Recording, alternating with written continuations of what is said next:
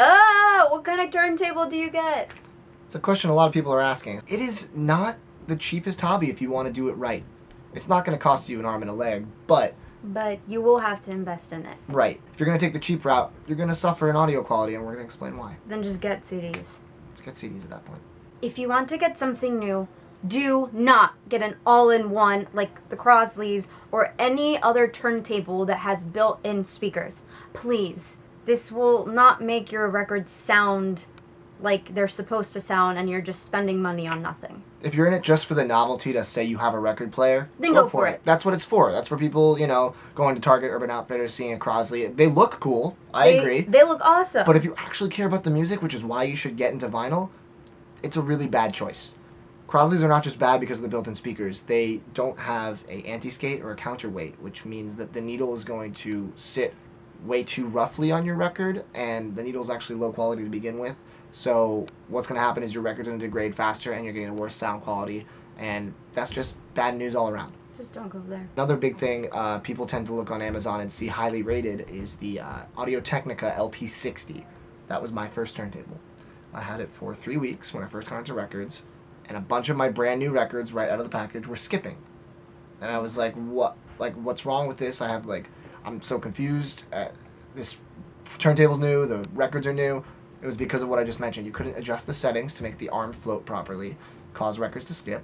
I returned it, and I immediately went vintage on Craigslist. All those records played perfectly, and I haven't had a problem since. That's crazy. I didn't know that story. That sucks. Damn it. At least you got your money back. A new entry-level table will cost you around $200, straight new from the store. If not more. I'd say more like $200 to $500. Yeah. And that's an entry-level table. They get even more expensive than that. If you want to start new and you don't want to deal with vintage, I'd recommend going with a Pro-Ject Debut Carbon, U-Turn Orbit, or a Rega RP1. But I think the better option is to go vintage. We looked on Craigslist for our stuff. You got to scour it. You have to be very diligent and vigilant, and eventually something's going to pop up. Someone doesn't use their equipment anymore. Someone's moving. Exactly. You're going to want to find somebody who has a working, functional turntable. You might have to get a new needle for it, which is likely, but if you want to do that, you can Google that kind of stuff and find out what needle's compatible, and you can find some on eBay or in a store. Or if you can't, I recommend the Steve Hoffman forums. Make an account there. They're very friendly. Ask them, and they can probably help you out.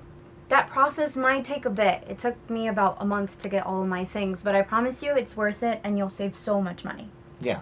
And if you get a working table, they're built to last. If you get one from the golden age, which is, the 70s, early 80s, that's when I think the best turntables are made.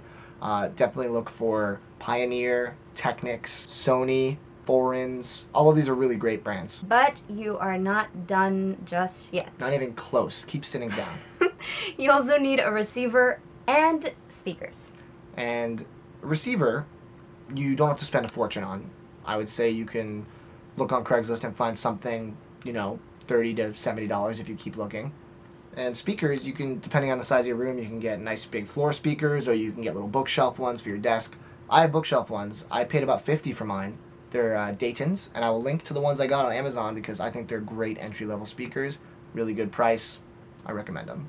I have huge speakers, like this big, which I got on Craigslist for $30? Like $20. Yeah, it was like nothing. Yeah. Thanks, dude, who gave me your speakers for $20. If you take the time to find a vintage setup, I promise you, it's a great choice for your entire, vinyl career. So worth it. And if you have any questions, we, can do our best to help you out. Just start hitting Craigslist immediately. And soon you'll have all the pieces you need, and you can start listening to records. I'm Matt. And I'm Sandy. This is Damn It, Sandy.